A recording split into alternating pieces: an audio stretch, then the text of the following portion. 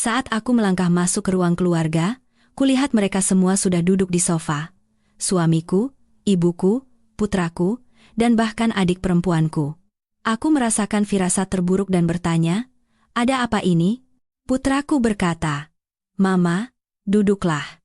Mama harus menerima kenyataan baru. Mama bukan lagi nyonya di rumah ini, Tante Bening sekarang membuat papa lebih bahagia." Amarahku memuncak. Jadi, mereka semua tahu. Tanpa berkata sepatah kata pun, aku keluar dari ruangan itu. Keesokan harinya, ada 118 panggilan tak terjawab di ponselku. Malam itu, angin yang berembus di landasan pacu Bandara Internasional Soekarno-Hatta terasa menusuk tulang. Itu adalah jenis dingin yang merayap masuk ke dalam mantel dan membekukan hingga ke sumsum. Aku baru saja tiba dari perjalanan bisnis 3 hari yang sangat melelahkan di Surabaya, demi menyelamatkan sebuah kontrak yang hampir dihancurkan oleh suamiku, Banyu Wibowo, karena keangkuhannya. Aku benar-benar lelah. Mataku perih terbakar karena kurang tidur, dan pundakku pegal linu menahan berat tas laptop. Yang kuinginkan hanyalah mandi air panas, segelas anggur merah, dan kenyamanan rumahku sendiri. Aku ingin memberitahu Banyu bahwa aku telah memperbaiki kesalahannya dan bahwa Naga Biru, Propertindo, Imperium Real Estate yang kami bangun bersama selama 22 tahun, aman untuk kuartal berikutnya. Aku mengemudikan mobilku memasuki jalan masuk rumah megah kami di Pondok Indah. Lampu ruang keluarga menyala, cahayanya berpendar tajam di atas halaman rumput yang gelap dan berembun. Aneh. Biasanya pada pukul 10 malam, rumah sudah sunyi. Banyu pasti ada di ruang kerjanya. Dan putra kami yang berusia 20 tahun, Jerry, berada di kamarnya bermain video game atau bersama teman-temannya. Aku membuka pintu depan dan melemparkan kunci ke mangkuk di atas meja resepsionis. Keheningan yang menyambutku tidak terasa damai. Rasanya berat dan penuh ketegangan, seperti udara sebelum badai. "Aku pulang," teriakku sambil menggantung mantel. "Mas Banyu, Jerry, aku pulang." "Saras?" Kami di ruang keluarga, suara ibuku terdengar dari ruang tamu. Perutku terasa mulas. "Ibuku, Ibu Ratna, tinggal 40 menit berkendara dari sini. Untuk apa beliau di sini pada Selasa malam?" Tiba-tiba, rasa takut menyergapku. Apakah terjadi sesuatu pada adikku? "Bening, apa ada yang sakit?" Aku berlari ke ruang keluarga, jantungku berdebar kencang serasa mau meremukkan tulang rusukku. Tapi yang kutemukan bukanlah keadaan darurat. Itu adalah sebuah pengadilan. Mereka semua ada di sana, duduk berdampingan di sofa kulit desainer yang kupilih saat Natal tahun lalu. Banyu, dengan kemeja putihnya yang tanpa celah, duduk di tengah, tetapi ia tidak menatap mataku. Di sebelah kirinya, ibuku, Ibu Ratna, duduk dengan postur kaku, kedua tangan tergenggam erat di pangkuannya. Di sebelah kanannya adalah adikku, Bening. Dan di kursi berlengan di sebelahnya, duduk putraku, Jerry. Suasananya begitu menyesakan. Tidak ada yang menangis, tidak ada yang tampak sedih. Mereka tampak bertekad. "Ada apa ini?" tanyaku, terengah-engah. "Ibu, kalian semua baik-baik saja, kan?" Saat aku melangkah maju, Jerry berdiri. Bukan untuk memelukku, ia berdiri tegap seperti seorang pengawal yang menghalangi pintu. Ia menatapku dengan mata yang sama sekali tidak memiliki kehangatan yang telah kupupuk selama 20 tahun. "Mama, duduklah," kata Jerry. Suaranya dingin, lebih rendah dari yang kuingat, dan tanpa kasih sayang sedikit pun. "Mama harus mendengarkan tanpa membuat keributan." "Keributan? Jerry, kenapa kamu menakut-nakuti Mama? Ada apa ini sebenarnya?" "Mama harus menerima kenyataan baru," ia melanjutkan, seolah-olah mengucapkan dialog yang sudah dihafal. "Mama bukan lagi nyonya di rumah ini." Aku menatap Banyu. "Mas Banyu, kenapa kamu diam saja?" Banyu akhirnya mengangkat kepalanya. Wajah tampannya, yang telah menjadi wajah perusahaan kami selama bertahun-tahun, kini berkerut dalam campuran rasa kasihan dan jengkel. "Sudah berakhir, Saras. Kepura-puraan ini sudah berakhir." "Kepura-puraan apa?" Aku merasa seperti tenggelam di daratan kering. "Tante Bening," kata Jerry, menunjuk adikku. "Sekarang membuat papa lebih bahagia. Tidak seperti Mama, Tante mengerti papa." Dunia seakan berhenti berputar. Aku menatap Bening, adik perempuanku. Anak yang biaya sewa apartemennya kubayar selama 6 tahun, yang kupekerjakan saat tidak ada orang lain yang mau menerimanya. Ia duduk dengan kaki disilangkan, blus sutra yang dikenakannya tampak sangat mirip dengan yang hilang dari lemariku, lalu aku melihatnya. Tangan Banyu tergeletak santai di lutut Bening, sebuah isyarat kepemilikan yang kasual. Kami tidak ingin kamu mendengarnya dari orang lain. Sela ibuku, Ibu Ratna, tidak ada nada penyesalan dalam suaranya. Hanya nada menggurui, kami ingin menyelesaikan ini sebagai keluarga. Saras, cobalah realistis. Kamu sudah menikah dengan pekerjaanmu selama bertahun-tahun. Banyu itu seorang pria. Pria punya kebutuhan. Dia butuh seorang istri yang ada untuknya, bukan pasangan yang tidur dengan laptopnya. Ibu, bisikku. Pengkhianatan itu menusuk lebih dalam dari pisau manapun. Ibu tahu tentang ini. Ibu menyetujuinya. Aku mendukung kebahagiaan, kata Ibu Ratna, mengangkat dagunya dengan menantang. Bening dan Banyu memiliki koneksi. Mereka saling mencintai.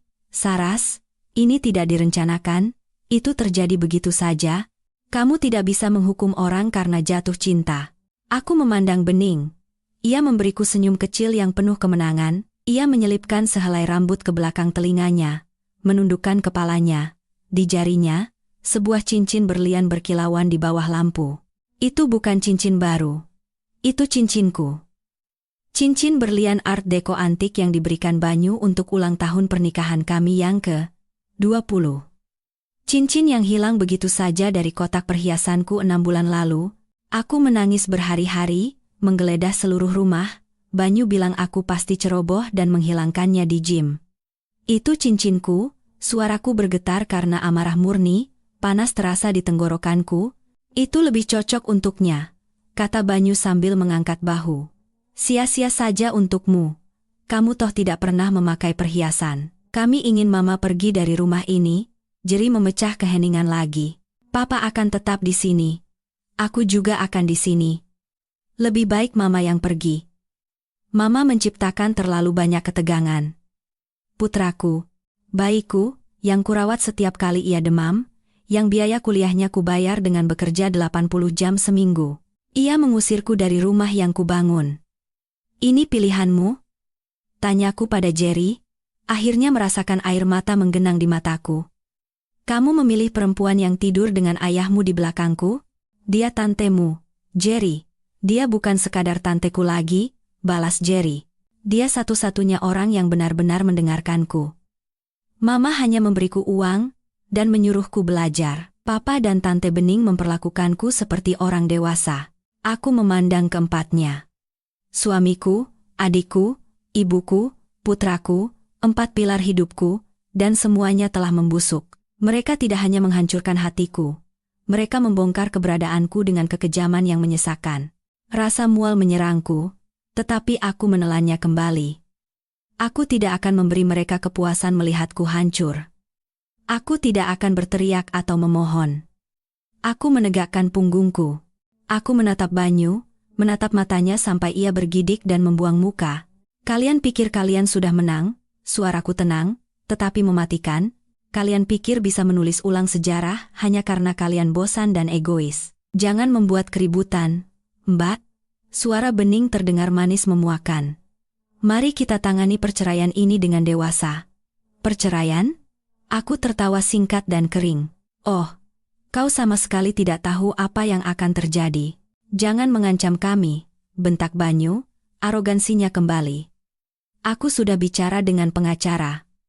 Kau sudah selesai, perjanjian pranikah, anggaran dasar perusahaan. Aku sudah mengurus semuanya. Sekarang keluar dari rumahku, Saras. Atau aku akan memanggil satpam untuk mengusirmu dari propertiku. Propertimu? Aku memandang sekeliling ruangan. Setiap ubin di rumah ini, aku yang memilihnya. Setiap batu bata, aku yang membayarnya. Dan sekarang, Mama adalah penyusup, kata Jeri. Itu adalah pukulan terakhir. Pemutusan total. Aku menatap putraku untuk terakhir kalinya, menanamkan wajah asingnya yang baru ke dalam ingatanku. Baiklah, kataku. Aku berbalik. Aku tidak mengambil mantelku dari gantungan. Aku tidak mengambil kunciku dari mangkuk. Aku punya kunci cadangan di sakuku. Aku berjalan ke pintu. "Kamu mau kemana?" seru Ibu Ratna. Suaranya tiba-tiba cemas. "Saras, kita harus membicarakan pesangon. Banyu punya tawaran yang murah hati jika kamu mau menandatanganinya malam ini." Aku tidak menjawab. Aku membuka pintu jati yang berat itu dan melangkah keluar ke dalam malam Jakarta yang lembab dan dingin karena AC mobil. Angin dari jalan raya menerpa wajahku, mengeringkan air mataku sebelum sempat jatuh. Aku masuk ke mobil. Mesinnya menyala dalam keheningan jalan masuk. Saat aku mundur, aku melihat mereka melalui jendela. Mereka sudah membuka sampahnya, merayakan kepergianku. Aku melaju ke dalam kegelapan, buku-buku jariku memutih karena mencengkeram setir terlalu erat. Aku tidak tahu kemana aku akan pergi, tetapi satu hal yang ku tahu pasti, Saraswati putri yang mereka kenal istri yang patuh, penyedia, pemecah masalah telah mati di rumah itu. Dan wanita yang sekarang pergi, adalah seseorang yang seharusnya sangat mereka takuti. Percayalah, pengkhianatan ini hanyalah pemanasan dibandingkan dengan apa yang mereka lakukan selanjutnya. Aku mengemudi selama 1 jam. Lampu-lampu kota Jakarta kabur menjadi garis-garis emas yang menyala-nyala melalui jendelaku. Pikiranku adalah badai gambaran yang kacau. Seringai bening, cincin di jarinya, tatapan dingin Jerry. Tetapi di bawah keterkejutan, sebuah insting purba mulai aktif, bertahan hidup. Aku butuh bensin. Lampu peringatan bahan bakar sudah berkedip sejak aku meninggalkan bandara, tetapi aku tidak berhenti karena ingin cepat sampai di rumah. Sekarang, di ruas sepi tol lingkar luar, aku masuk ke sebuah pom bensin 24 jam. Tanganku gemetar saat melangkah keluar ke udara malam yang sejuk. Aku memasukkan kartu kredit platinumku yang terhubung ke rekening bersama kami ke mesin pompa. Kartu yang kugunakan untuk segalanya, dari belanja bulanan hingga makan malam bisnis. Layar memproses berkedip, lalu menampilkan tulisan merah, "Ditolak. Silakan hubungi petugas." Aku mengerutkan kening. Itu tidak mungkin. Kartu itu memiliki limit 1 miliar rupiah dan baru saja lunas kubayar 3 hari lalu. Aku mencoba lagi. Ditolak. Gumpalan dingin, lebih berat dari pengkhianatan yang baru saja kusaksikan, terbentuk di perutku. Aku merogoh dompet dan mengeluarkan kartu debit pribadiku, yang terhubung dengan rekening gajiku. Aku masuk ke dalam minimarket. Petugasnya, seorang remaja yang tampak bosan dengan earphone di lehernya, bahkan tidak melirik saat aku meletakkan sebotol air mineral dan sebungkus permen karet di konter. Aku menggesek kartu debitku. "Nggak bisa, Bu," gumamnya sambil mengunyah permen karet. "Coba lagi," suaraku tegang. "Ada isinya." Ia menghela napas dan menggeseknya sekali lagi. "Ditolak, Bu. Saldo tidak cukup atau kartu diblokir. Ada uang tunai?" Aku berdiri kaku di bawah lampu neon. Aku harus memeriksa aplikasi mobile bankingku. Aku meraba-raba ponselku, lalu login. Akses ditolak. Autentikasi pengguna gagal. Silakan hubungi cabang. Aku mencoba rekening perusahaan. Akses ditolak. Aku mencoba rekening tabungan bersama. Akses ditolak. Banyu tidak hanya mengusirku dari rumah, ia telah memutus jalur kehidupan finansialku. Ia telah merencanakan ini. Tidak mungkin memblokir pemilik bersama dari rekening bisnis dan pribadi secara instan, kecuali dia telah mengajukan laporan palsu tentang dugaan penipuan ke bank, atau mengubah hak akses administrator sebelumnya. Dia ingin aku melarat. Dia ingin aku terdampar tanpa sumber daya di tengah malam, sehingga aku akan merangkak kembali untuk menandatangani tawaran murah hati yang disebutkan Ibu Ratna. Aku mengobrak-abrik dompetku, melewati kartu-kartu plastik yang tidak berguna, sampai ke saku resleting kecil di bagian paling bawah. Aku menemukan 8 lembar uang 100 ribuan yang lecek dan segenggam koin. 800 ribu rupiah. Itulah total kekayaan bersihku sekarang. Aku membayar bensin senilai 300 ribu dan air mineral dengan uang tunai. Saat kembali ke mobil, tubuhku gemetar. Bukan hanya karena dingin, tetapi karena kesadaran yang mengerikan akan kerentananku. Aku tidak bisa ke hotel. Aku tidak punya kartu kredit untuk deposit, aku tidak bisa ke rumah ibuku. Aku tidak bisa ke tempat bening. Aku terus mengemudi sampai menemukan sebuah motel transit di pinggir jalan, dengan lampu neon kamar kosong yang berkedip-kedip. Jenis tempat di mana sopir truk tidur selama beberapa jam, tempat di mana spraynya berbau rokok dan penyesalan. Bayar di muka, kata petugas malam di balik kaca anti peluru, 700.000 semalam. Aku menyerahkan 7 dari 8 lembar uang 100 ribuan yang kumiliki. Ia mendorong kunci melalui nampan. Kamar, 12. Ruangan itu sangat dingin. Pemanasnya berderak, mengeluarkan udara berbau debu terbakar. Aku duduk di tepi kasur yang melesak, masih mengenakan setelan bisnis mahalku, mantelku kugenggam erat. Aku menatap ponselku. Layarnya penuh dengan notifikasi. Bukan permintaan maaf, bukan permohonan untuk kembali, 118 panggilan tak terjawab. Sebagian besar dari nomor yang kukenal, pengacara pribadi Banyu, seorang hiu bernama Patir Tayasa. Lalu email mulai berdatangan. Subjek, perjanjian pembubaran perkawinan. Subjek, permintaan perjanjian kerahasiaan mendesak. Subjek, surat pemberhentian, Naga Biru Propertindo. Aku membuka surat pemberhentian terlebih dahulu. Itu adalah PDF yang dilampirkan dalam email dari kepala HRD seseorang yang kupekerjakan dan kubimbing. Kepada Ibu Saraswati Putri, dengan ini kami memberitahukan bahwa berlaku segera, posisi Anda sebagai Chief Operating Officer telah dihentikan dengan alasan yang kuat, tuduhan spionase perusahaan dan kelalaian berat. Aku tertawa, suara serak dan kasar di kamar kosong itu. Spionase, kelalaian berat, akulah yang memeriksa pembukuan sampai jam 3 pagi, akulah yang mengetahui setiap peraturan bangunan di kota ini. Banyu bahkan tidak tahu cara mengubah file PDF tanpa bantuanku. Lalu sebuah pesan teks masuk. Dari Jerry. Ibu jariku melayang di atas layar. Sebagian kecil diriku yang bodoh berharap ia telah meninggalkan rumah, berharap ia menyesal. Mama, jangan mempersulit keadaan. Papa bilang dia akan memotong uang kuliah dan dana perwalianku jika Mama melawan perceraian ini. Dia juga menjanjikanku posisi wakil direktur tahun depan jika aku memihaknya. Mama selalu bilang aku harus ambisius. Aku hanya melakukan apa yang Mama ajarkan.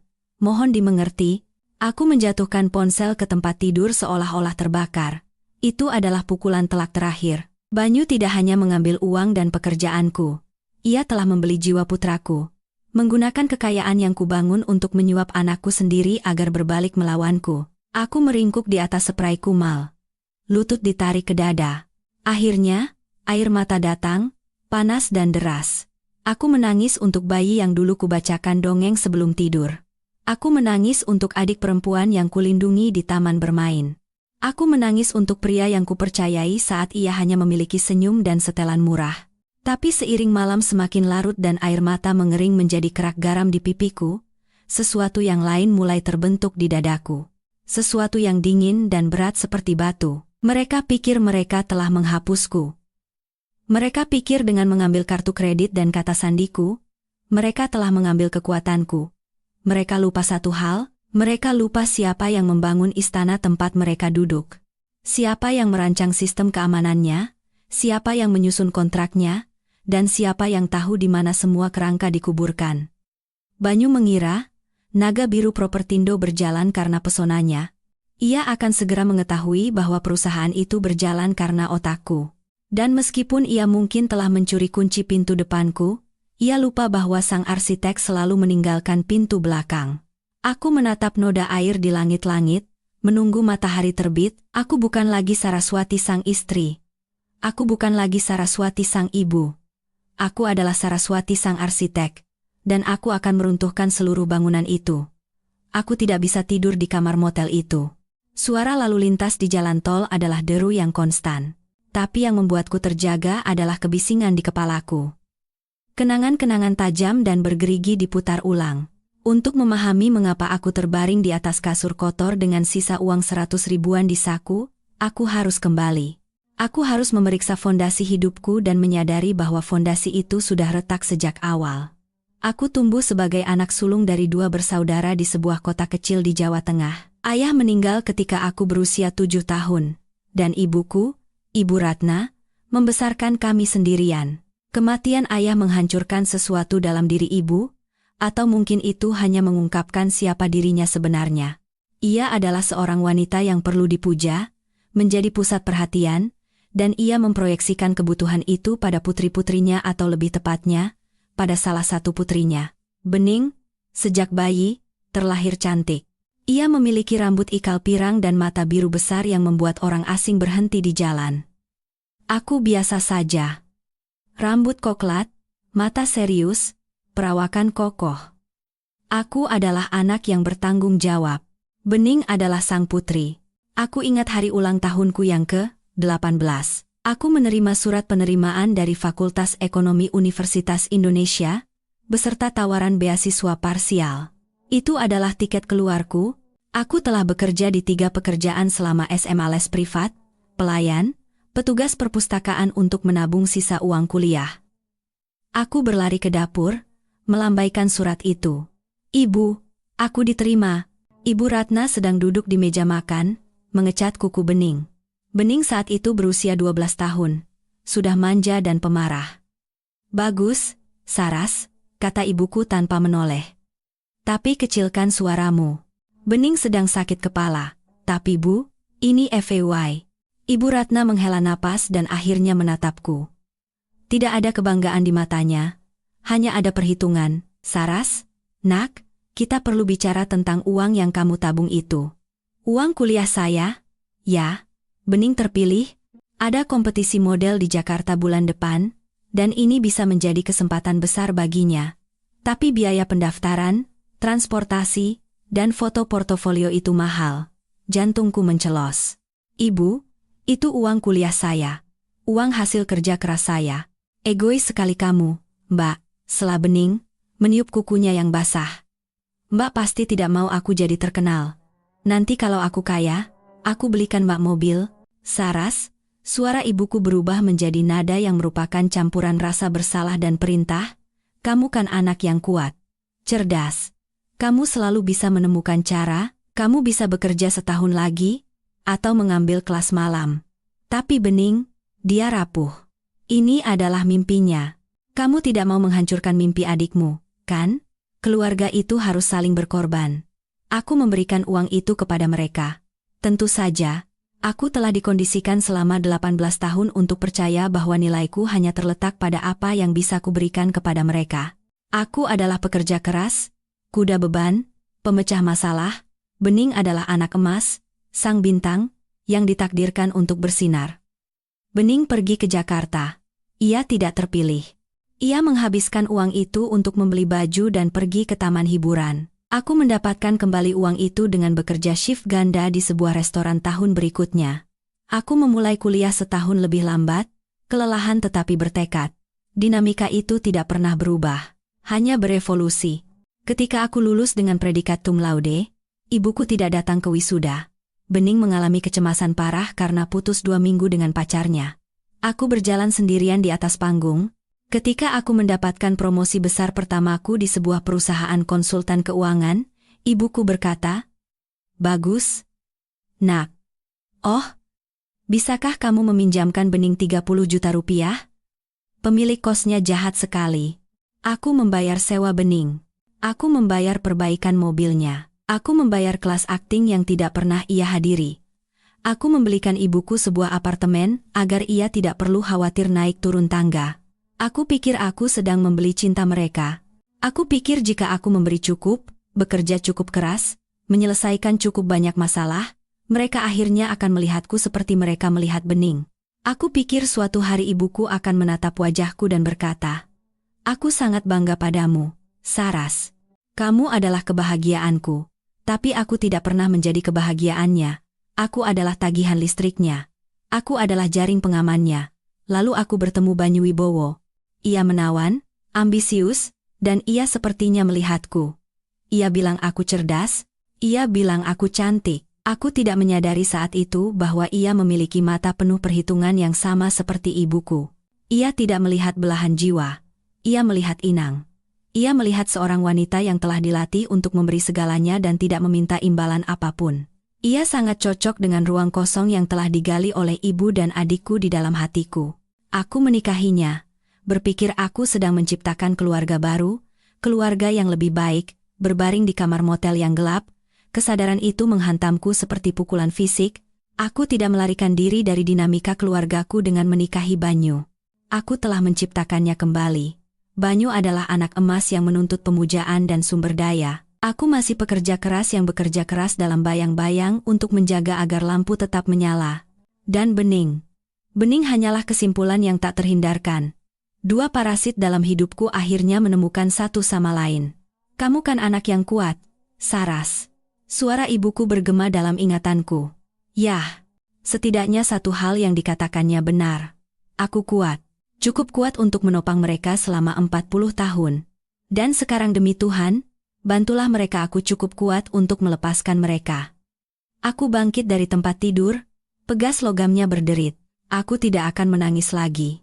Kesedihan telah hilang, digantikan oleh ketenangan yang dingin dan jernih. Mereka menginginkan bening yang rapuh. Mereka menginginkan Banyu sang pemimpi. Baik? Mereka bisa memiliki satu sama lain. Tapi mereka tidak bisa memiliki uangku. Mereka tidak bisa memiliki perusahaanku. Aku mengambil tas laptopku. Waktunya berhenti menjadi putri yang berkorban. Waktunya menjadi CEO yang melikuidasi aset-aset yang merugi. Cahaya pagi merembes melalui tirai kotor di kamar motel, menciptakan bayangan panjang berdebu di lantai. Aku membuka laptopku. Untungnya, aku punya hotspot wifi portabel di tasku, kebiasaan dari perjalanan bisnis bertahun-tahun. Banyu tidak bisa memblokir perangkat yang bahkan tidak ia ketahui keberadaannya. Aku tidak mencoba masuk ke rekening bankku. Aku tahu rekening-rekening itu terkunci rapat. Sebaliknya, aku membuka file bernama SW, Files. 1. Untuk memahami bagaimana aku akan menghancurkan Banyu, kau harus memahami bagaimana aku menciptakannya. Aku bertemu Banyu 22 tahun yang lalu di sebuah acara jejaring real estate di pusat kota Jakarta. Ia berusia 29 tahun, mengenakan setelan yang tidak pas, memegang segelas anggur murah, dan memukau sekelompok investor. Ia penuh semangat. Ia memiliki senyum yang bisa menjual es ke orang Eskimo.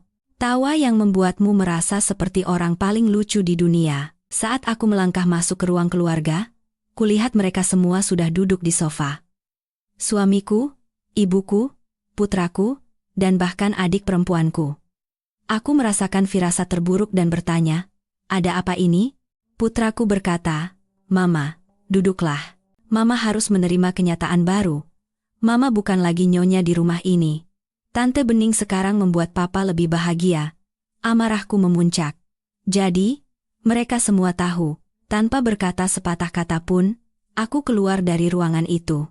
Keesokan harinya, ada 118 panggilan tak terjawab di ponselku.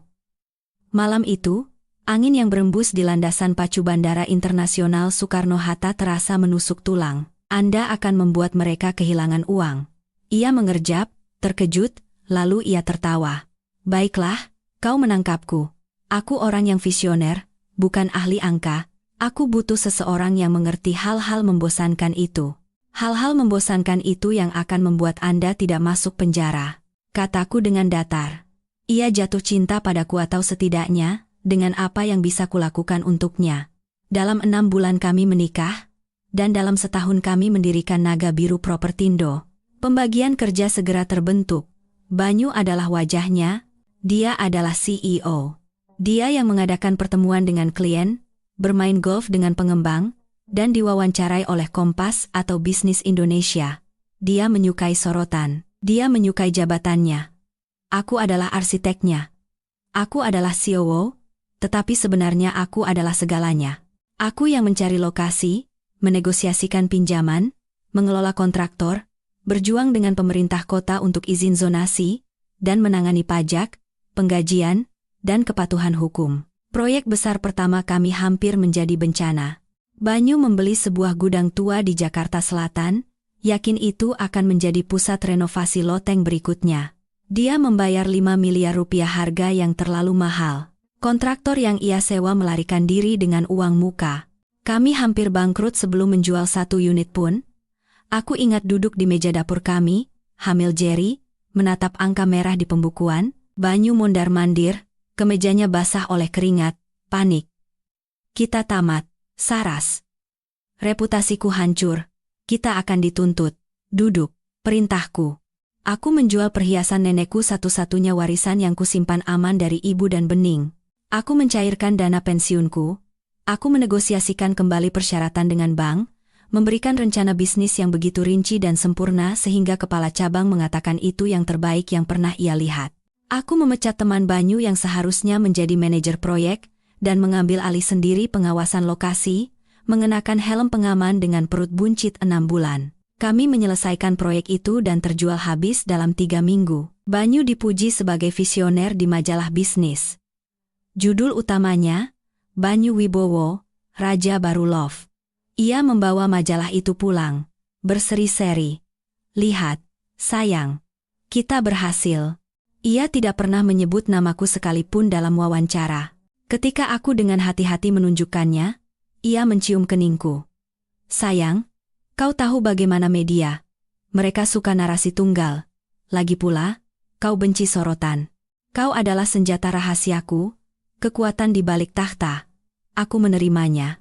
Aku mengatakan pada diriku sendiri itu demi keluarga. Aku mengatakan pada diriku sendiri tidak masalah wajah siapa yang ada di sampul, selama perusahaannya sukses. Aku bodoh selama 20 tahun. Aku membangun panggung, memasang lampu, dan menulis naskah. Banyu hanya berjalan keluar dan menerima tepuk tangan. Perusahaan berkembang, kami merambah ke properti komersial, kondominium mewah, pengembangan serbaguna, kami bernilai triliunan rupiah. Tetapi struktur perusahaan itu adalah mahakaryaku. Banyu malas dengan detail. Dia benci membaca kontrak. Dia benci kata sandi. Kamu yang urus, Saras, adalah mantranya.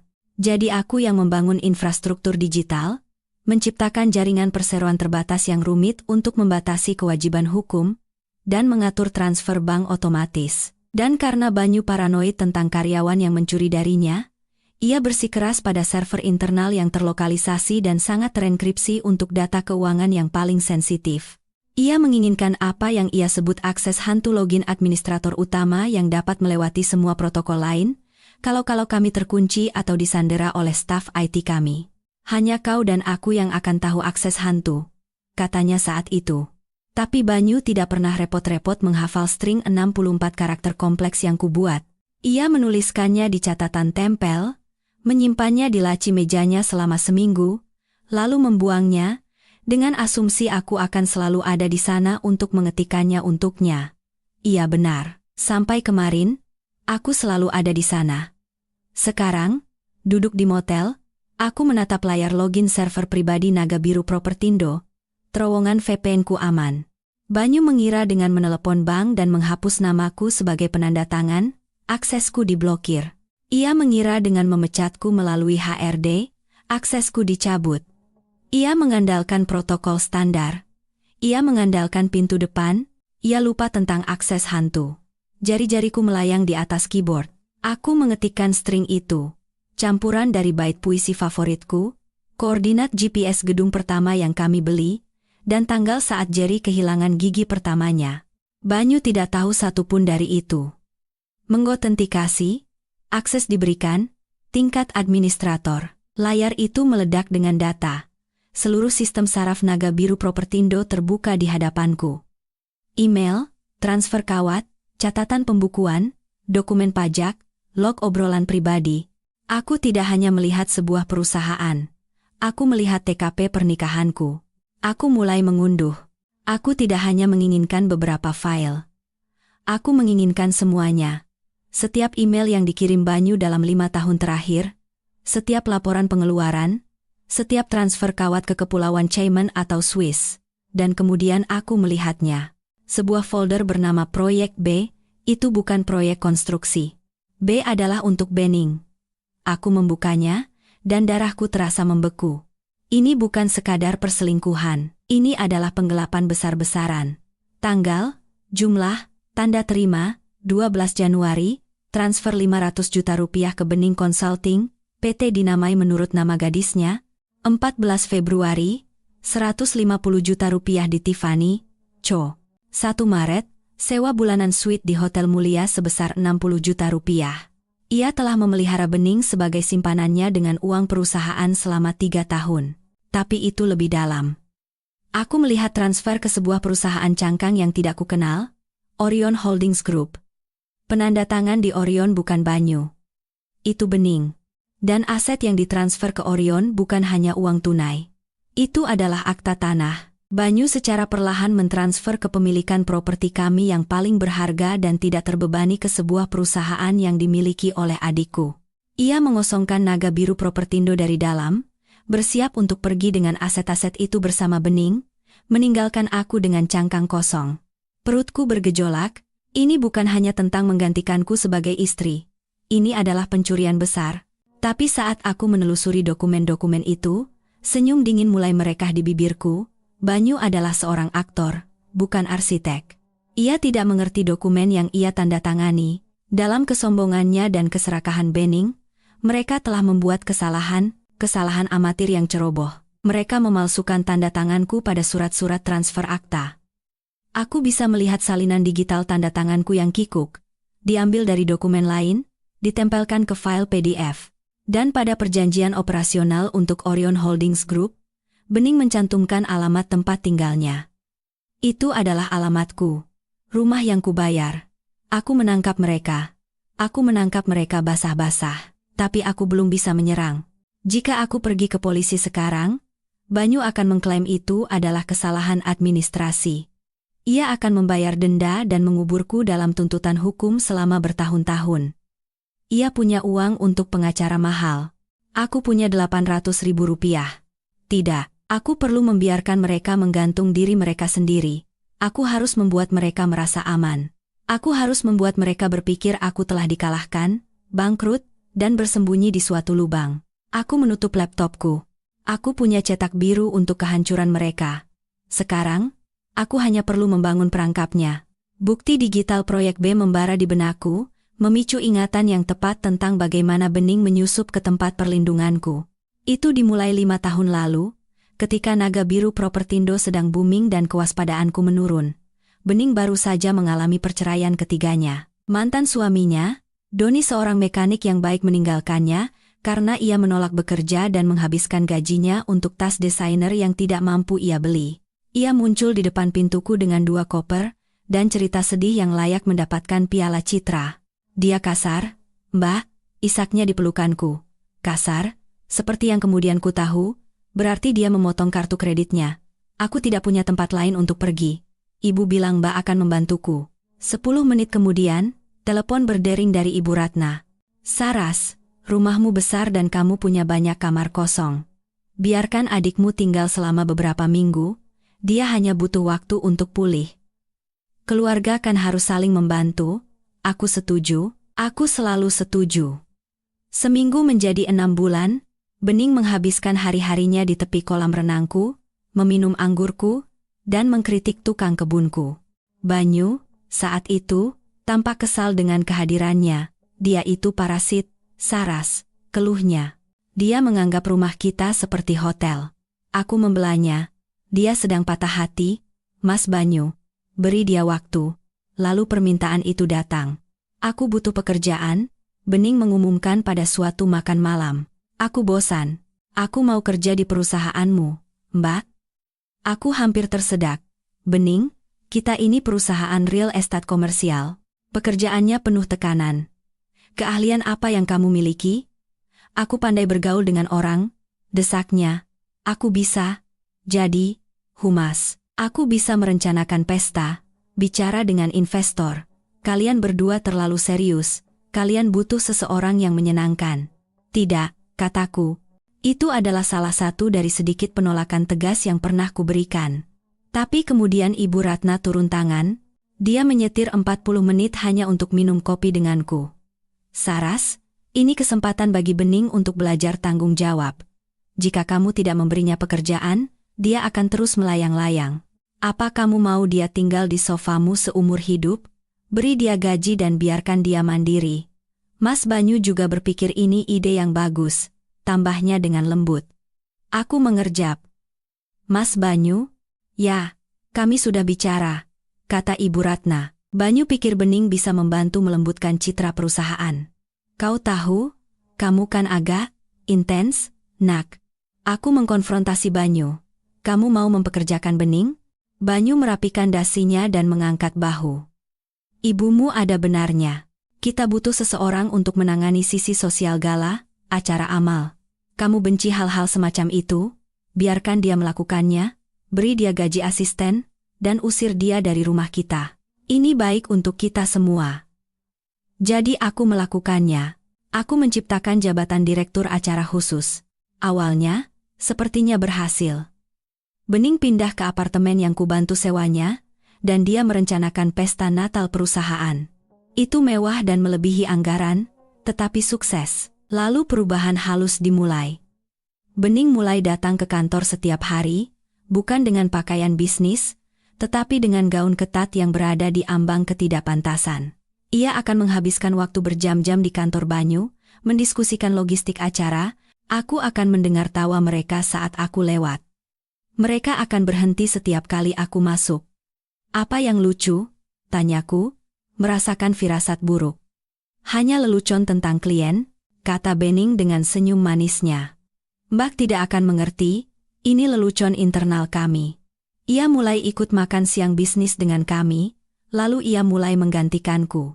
Saras, kau tinggal saja dan selesaikan proyeksi kuartalan. Biar aku dan Bening yang membawa para pengembang ke restoran steak. Kau kan benci basa-basi, dan aku memang benci basa-basi. Aku menyukai pekerjaan itu, jadi aku membiarkan mereka pergi. Aku akan tetap di kantor, makan salad di mejaku, menghitung angka, memastikan margin keuntungan kami sehat. Sementara itu, suamiku dan adikku sedang minum martini dan menertawakanku. Aku memperhatikan perubahan pada Banyu. Ia mulai berpakaian lebih muda. Ia membeli Porsche yang tidak ia butuhkan. Ia mulai sering keluar malam untuk berjejaring. Ketika aku menyuarakan keprihatinanku, Ibu Ratna melakukan gaslighting tanpa henti. Kamu paranoid, Saras, tegurnya. Seharusnya kamu senang Banyu dan Bening akrab. Kebanyakan pria benci mertua mereka. Ini adalah berkah. Jangan merusaknya dengan kecemburuanmu. Itu tidak pantas untukmu. Cemburu. Dia membuatku merasa seperti wanita gila dan tidak stabil. Sekarang, melihat folder proyek B di laptopku, aku melihat kenyataannya. Makan malam jejaring adalah kencan.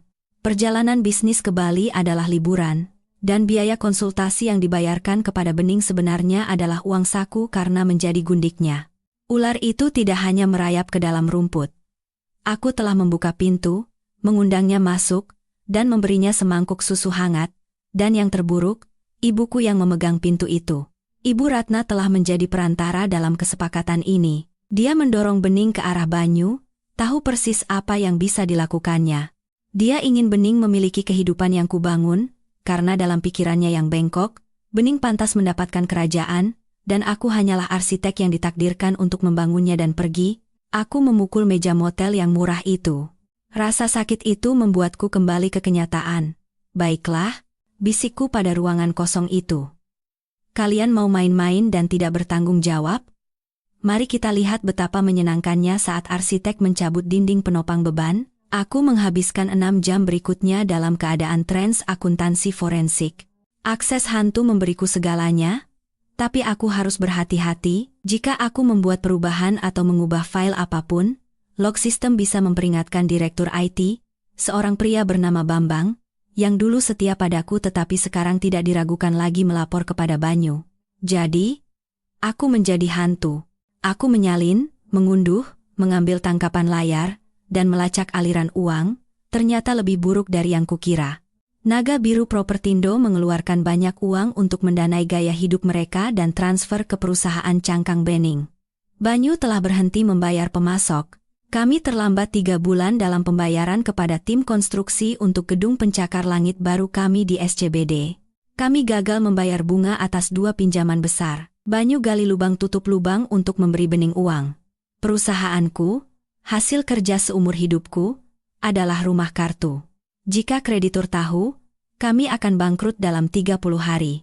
Tapi kemudian aku menemukan sesuatu yang membuatku duduk tegak. Itu adalah rangkaian email antara Banyu dan sebuah agen detektif swasta bernama Mata Elang Investigasi.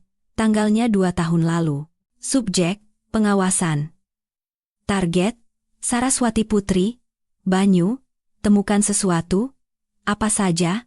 Perselingkuhan, penyalahgunaan narkoba, ketidakstabilan mental. Aku butuh alasan untuk membatalkan perjanjian pranikah. Mata Elang, Pak Banyu, Kami telah mengikutinya selama 6 bulan.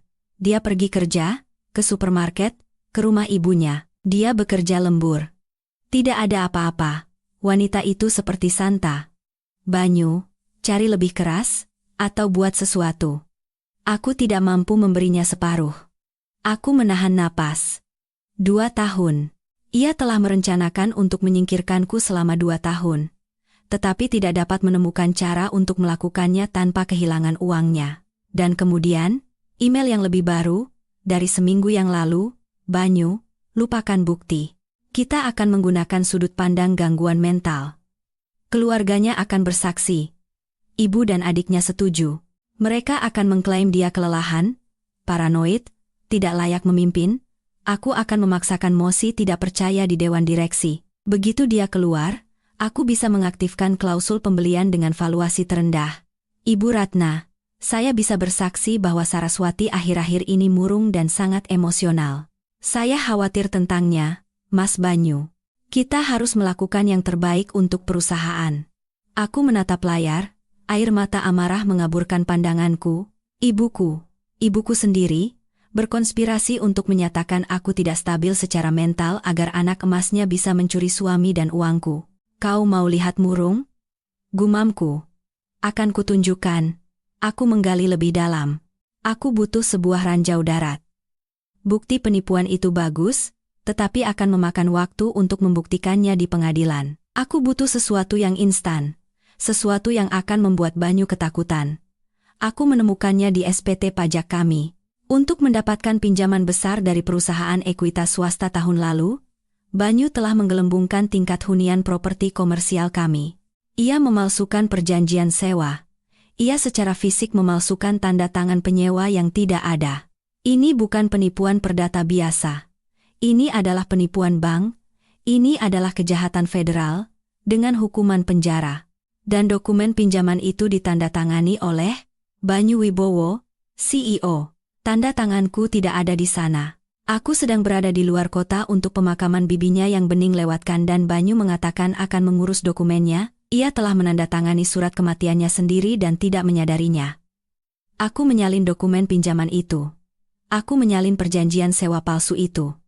Aku membangun sebuah berkas yang merupakan bom nuklir. Aku melihat jam. Pukul 2 siang. Aku telah bekerja tanpa henti selama 12 jam. Aku lapar. Aku belum mandi, hanya bertahan dengan adrenalin. Aku butuh ponsel sekali pakai. Aku tidak bisa menggunakan ponselku sendiri. Mereka mungkin melacaknya atau menarik catatannya. Aku berjalan ke seberang jalan ke sebuah konter pulsa dan membeli ponsel prabayar murah dengan uang tunai. Kembali ke kamarku, aku duduk di tempat tidur, menatap ponsel baru itu. Siapa yang bisa kuhubungi? Teman-temanku, sebagian besar adalah teman pasangan yang kami kenal bersama. Mereka kemungkinan akan memihak Banyu yang menawan atau tetap netral. Keluargaku? Jelas tidak. Karyawanku? Terlalu berisiko. Aku butuh seseorang yang kuat, yang membenci Banyu, dan yang memiliki sumber daya untuk berperang. Satu nama muncul di benakku, Bapak Hartono. Bapak Hartono adalah seorang taipan real estate miliarder di Jakarta. Uang lama, kejam, tetapi berprinsip. 3 tahun lalu, Banyu mengalahkan Hartono dalam akuisisi sebidang tanah utama untuk pengembangan di Serpong.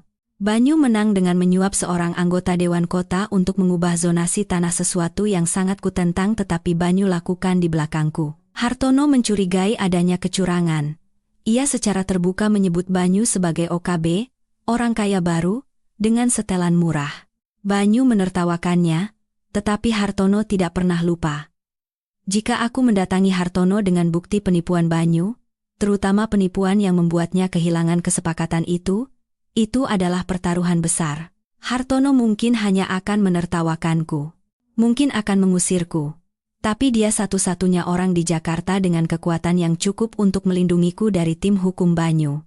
Aku menelepon nomor untuk perusahaan Hartono, Hartono Jaya Group. Aku hafal nomor itu. Aku sudah cukup sering mencarinya saat kami menjadi pesaing. Kantor Ketua Hartono Jaya Group, jawab suara yang jelas. Saya ingin berbicara dengan Bapak Hartono, segera. Bapak sedang rapat. Boleh saya tahu ini mengenai apa? Katakan padanya ini Saraswati Putri, kataku. Dan katakan padanya saya tahu bagaimana Banyu Wibowo mendapatkan perubahan zonasi Serpong. Dan saya punya emailnya. Ada jeda. Mohon tunggu sebentar. 30 detik kemudian, suara yang dalam dan serak terdengar di telepon. Ibu Putri.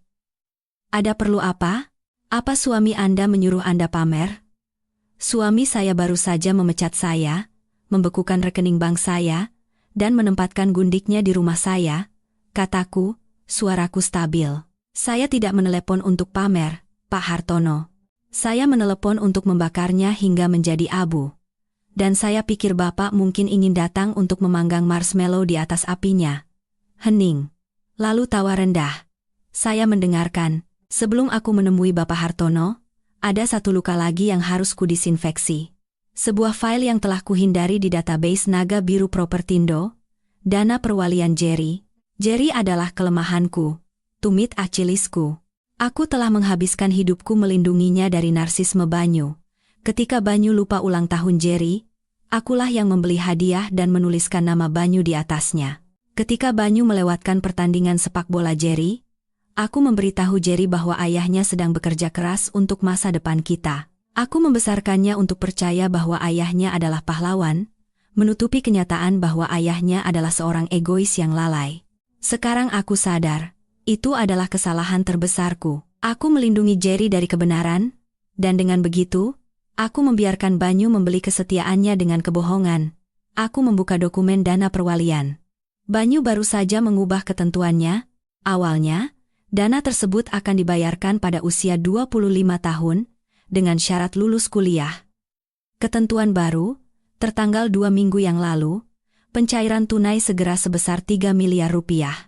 Transfer kepemilikan Porsche 911 tahun 2023. Terlampir adalah sebuah surat. Banyu, Jerry, ibumu akan marah jika kamu mengambil cuti semester depan. Jerry, tapi aku butuh istirahat, Pak. Banyu, ibumu tidak lagi berkuasa. Jerry, dia memperlakukanmu seperti anak kecil, tapi aku memperlakukanmu seperti pria. Mau mobil, mau uang tunai, kamu hanya perlu memihakku saat waktunya tiba. Kamu harus memberitahu pengacara bahwa ibumu bertingkah aneh, tidak stabil. Jerry, ya, dia memang sangat stres akhir-akhir ini. Banyu, tepat sekali, dia sudah gila. Kita harus melindungi perusahaan. Jika kamu memihakku, aku akan menjadikanmu wakil direktur tim merger, akuisisi tahun depan. Tidak perlu gelar.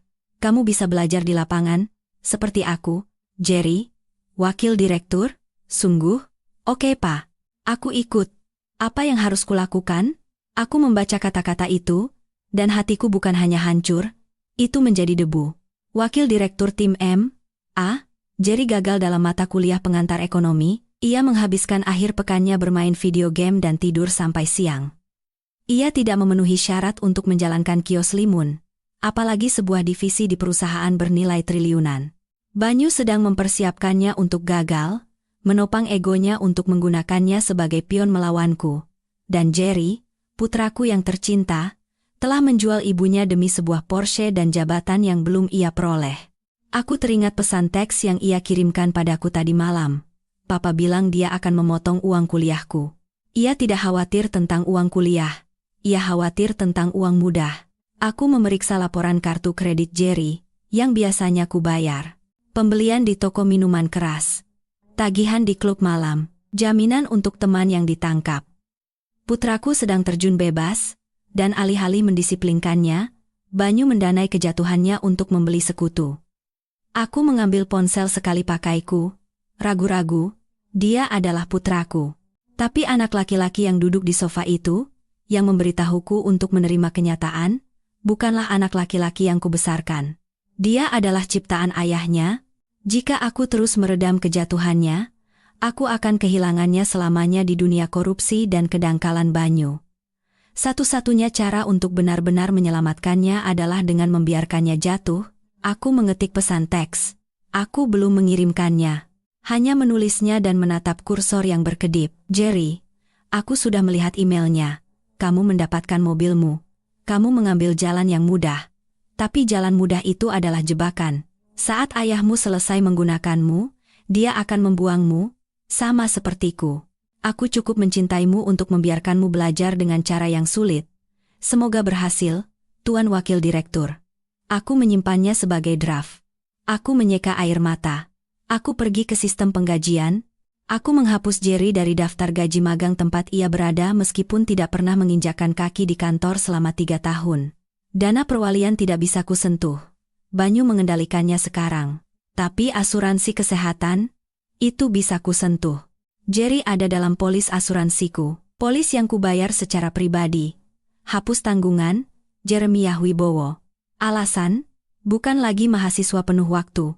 Itu picik dan sepele, tapi itu adalah pertama kalinya dalam 21 tahun aku tidak memperbaiki sesuatu untuknya. Ponselku bergetar. Alamat untuk pertemuanku dengan Hartono. Four Seasons Hotel, Library Lounge, 1 jam lagi. Datang sendiri. Aku menutup laptop, pergi ke kamar mandi, dan membasuh wajahku dengan air dingin. Aku mencoba merapikan rambutku. Setelanku kusut tapi ku bersihkan.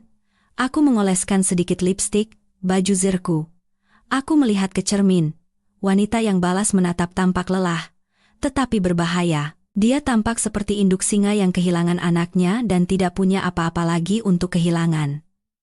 Kau mau lihat tidak stabil, Banyu Wibowo? Kataku pada bayanganku. Akan kutunjukkan gempa bumi. Aku memasuki Hotel Four Seasons dengan setelan kusut yang sama saat aku melarikan diri dari rumahku, membawa tas laptop yang berisi cukup bukti untuk mengirim suamiku ke penjara federal. Petugas pintu menatapku dengan skeptis. Tempat ini berbau uang lama, dendam lama, dan mahoni. Ini adalah dunia Hartono. Aku menemukannya di Library Lounge, duduk di kursi berlengan kulit, membaca Bisnis Indonesia. Ia berusia 60-an, rambutnya beruban, matanya seperti elang. Ia tidak berdiri saat aku mendekat. Ibu Putri, kata Hartono, melipat korannya. Anda terlihat lebih buruk dari yang saya bayangkan. Perasaan saya juga begitu, aku mengakui, duduk di kursi di seberangnya. Tapi pikiran saya berfungsi dengan sempurna. Anda menyebutkan proyek Serpong, Hartono langsung ke intinya. Anda bilang punya bukti. Aku membuka laptopku. Aku tidak membuang waktu dengan basa-basi. Aku membuka berkas yang telah kuatur di kamar motel. Aku memutar layar ke arahnya. 3 tahun lalu, Banyu mengalahkan Bapak untuk mendapatkan tanah Serpong. Bapak curiga dia menyuap anggota Dewan Kota. Bapak benar. Hartono mencondongkan tubuh ke depan, matanya menyipit. Ini adalah catatan transfer kawat, kataku, menunjuk ke layar. 500 juta rupiah ke sebuah perusahaan cangkang, bernama Cipta Manajemen.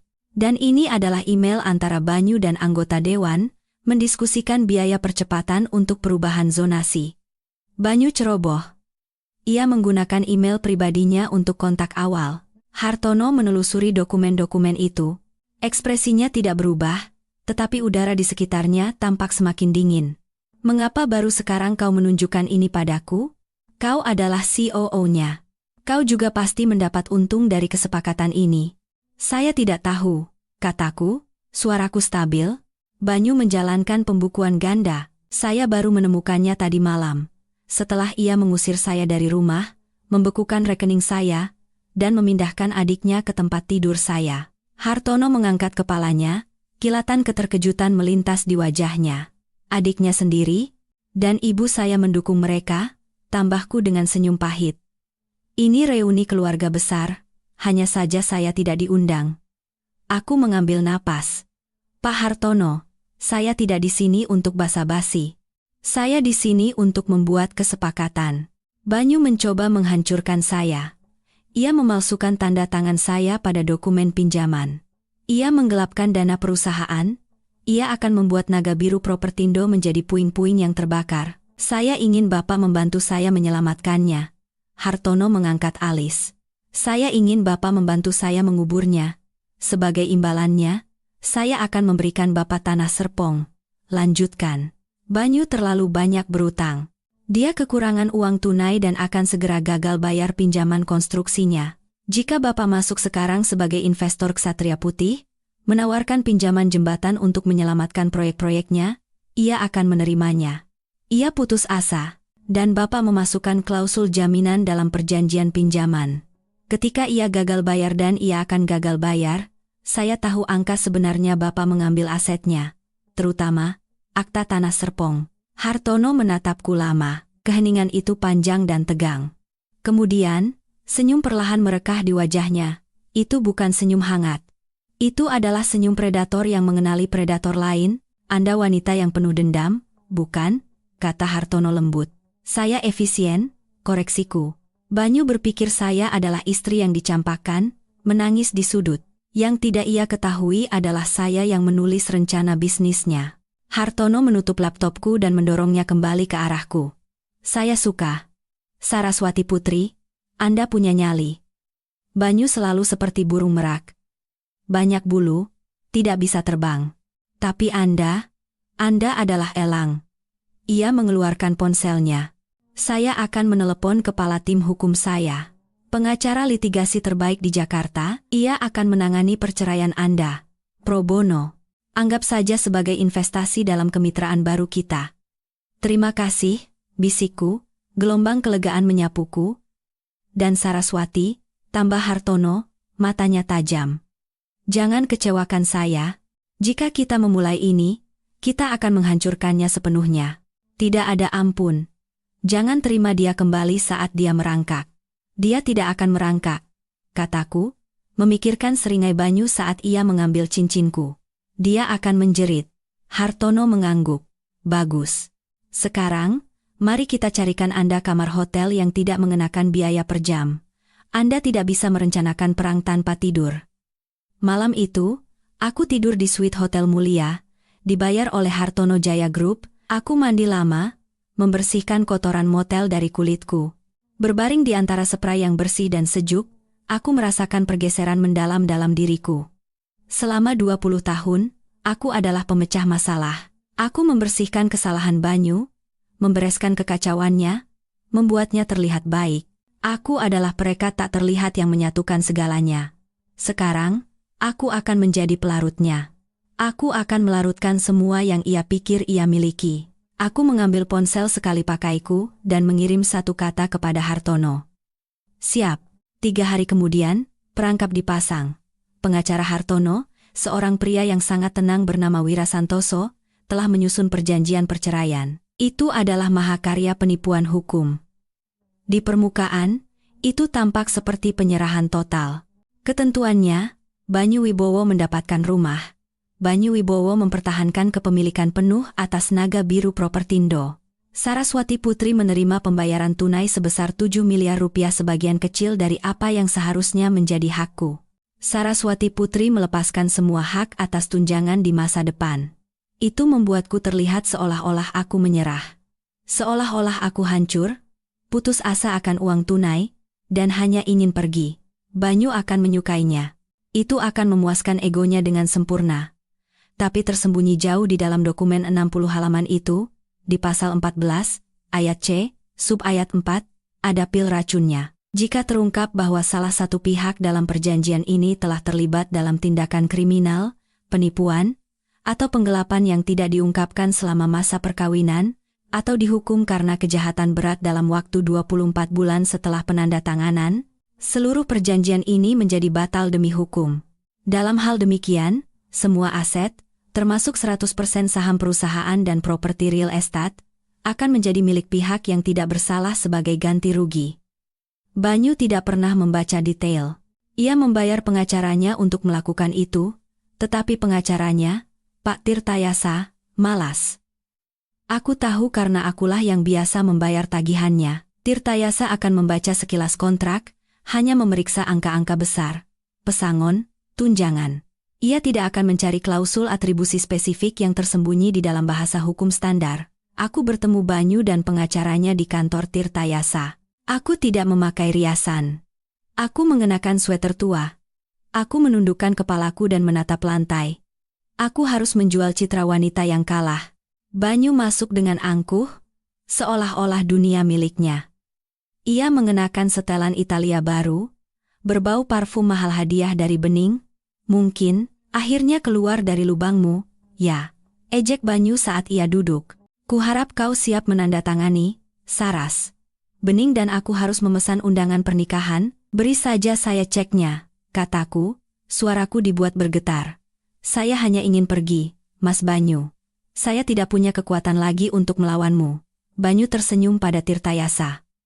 Lihat, sudah kubilang dia akan menyerah. Dia tidak punya nyali untuk hal semacam ini. Tirtayasa mendorong dokumen melintasi meja. Perjanjian standar, Bu Putri. Anda pergi dengan 7 miliar rupiah dan awal yang baru. Tanda tangan di sini, dan di sini. Aku mengambil pena, tanganku gemetar sebagian akting, sebagian adrenalin murni. Bagaimana dengan Jerry? Tanyaku lembut. Jerry akan tinggal bersamaku, kata Banyu, bersandar di kursinya. Dia wakil direkturku sekarang. Kita akan membangun kerajaan bersama, tanpa omelanmu. Rasa sakit yang tajam menusuk dadaku, tapi aku menelannya. Baiklah. Tolong jaga dia baik-baik. Tanda tangani saja dokumen sialan itu, Saras. Aku menandatangani namaku di baris yang sepertinya menyerahkan hasil kerja kerasku selama 20 tahun, lalu Banyu menandatangani. Ia melakukannya dengan megah, goresan besar dan arogan. Selesai, kata Tirtayasa, menutup folder. Cek akan ditransfer ke rekening Anda besok. Banyu berdiri, mengancingkan jasnya. Seringai yang ia berikan padaku membuatku merinding. Kau seharusnya berterima kasih padaku, Saras. Kau selalu terlalu kaku untuk kehidupan seperti ini. Pergilah, kelola peternakan atau cari pustakawan yang baik. Selamat tinggal, Mas Banyu, bisikku. Saat ia berjalan ke lift, aku mendengar Banyu tertawa bersama Tirtayasa. Lebih mudah dari yang kukira. Dia bahkan tidak meminta rumah pantai. Pintu lift tertutup, memotong tawanya. Aku bersandar di dinding logam, menghela napas panjang dan pelan. Aku sudah menandatanganinya, pil racunnya aktif. Sekarang yang harus kulakukan hanyalah membuktikan penipuan itu, dan aku sudah punya buktinya. Aku hanya butuh panggung yang tepat untuk menyajikannya. Dan panggung apa yang lebih baik dari sebuah pernikahan? Banyu dan Bening mengumumkan tanggalnya, 3 minggu lagi. Pernikahan yang terburu-buru, katanya. Mereka ingin menjadi pasangan yang sah sebelum musim gala musim semi. 3 minggu. Itulah jadwalku. Aku melangkah keluar dari gedung dan masuk ke mobil yang dikemudikan oleh sopir Hartono. Sudah ditandatangani? Tanya Hartono dari kursi belakang. Sudah, kataku, akhirnya tersenyum sungguhan. Dia pikir dia membeli keheninganku seharga 7 miliar rupiah. Padahal dia baru saja menyerahkan seluruh hidupnya. Hartono menuangkan segelas air soda untukku. Untuk sang arsitek. Untuk penghancuran, jawabku. 3 minggu berikutnya adalah latihan pengendalian diri. Aku harus tetap tidak terlihat sementara Banyu dan Bening memamerkan kemenangan mereka di seluruh Jakarta. Aku menggunakan sebagian uang muka yang diberikan Hartono untuk menyewa apartemen kecil dan tidak mencolok di Jakarta Utara. Aku menghabiskan hari-hariku dengan tim audit Hartono, membangun kasus kami mengubah data mentah yang kuambil menjadi palu godam hukum. Setiap malam, aku menyiksa diriku sendiri dengan memeriksa media sosial. Instagram Bening adalah ledakan kemewahan. Sebuah foto Mercedes convertible baru. Calon suami sangat memanjakanku. Blessed.new beginnings. Sebuah foto ruang makanku, yang didekorasi ulang dengan wallpaper emas norak, yang lama keluar, yang baru masuk. Finally makin this house a home itu menyakitkan. Melihatnya menghapus jejakku dari rumah yang kubangun. Tapi postingan yang paling menyakitkan datang dari ibuku. Ibu Ratna memposting foto mereka bertiga Banyu, Bening, dan dirinya sendiri bersulang dengan gelas sampahnya di sebuah restoran mewah. Keterangannya berbunyi, akhirnya, keluarga yang tahu cara menikmati hidup, sangat bangga dengan putri cantikku Bening dan menantu laki-lakiku yang luar biasa, Banyu Wibowo. Cinta sejati selalu menang. Cinta sejati. Dia menjual putri sulungnya demi kursi di meja mewah. Dan Jerry diam di media sosial, tetapi aku melihat notifikasi kartu kredit dari rekening sekunder yang belum ditemukan Banyu, 4.000 di Premium Liquors, 15.000 rupiah di Capital Night Club, 5.000 rupiah untuk jaminan teman, putraku sedang terjun bebas.